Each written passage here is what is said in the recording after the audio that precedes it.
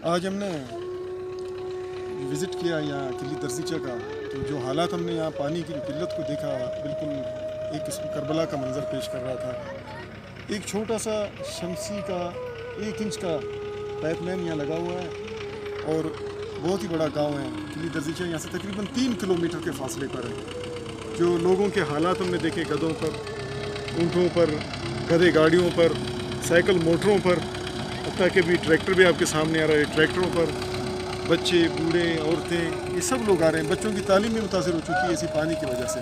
तो लिहाजा हुकूमत से हम यही इंतज़ार करेंगे वक्त से, या हमारे नुमाइंदगान हैं, कम से कम यहाँ पर पानी के बंदोबस्त को बेहतर बनाकर यहाँ से एक बड़ा पाइपलाइन 3 किलोमीटर के फासले पर किली दर्जीचा है, यहाँ से वहाँ तक अगर पहुँचाया जाए तो ये लोग इस तरह की तकलीफ़ और मुसीबत से बच जाएंगे, क्योंकि रमज़ान मुबारक का महीना है और गर्मी की काफ़ी शिद्दत है।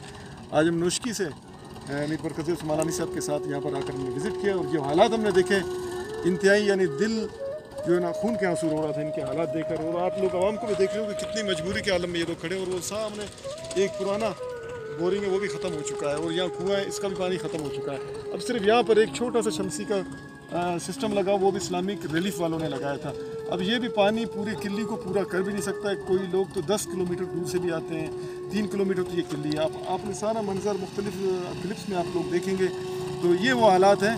तो लिहाजा हम अपने इलाके के नुमाइंदगान से, अहले खैर हज़रात से, सबसे यही दरख्वास्त करते हैं कि मेहरबानी करके वो किली दर्जीचा के आवाम के ऊपर रहम खाएँ और अल्लाह पाक का शुक्र अदा करके इन गरीबों की खिदमत करें। और ये एक अजीम काम है, पानी पिलाना, पानी किसी को देना, पानी का कुआँ लगवाना, ये सदका जारिया है।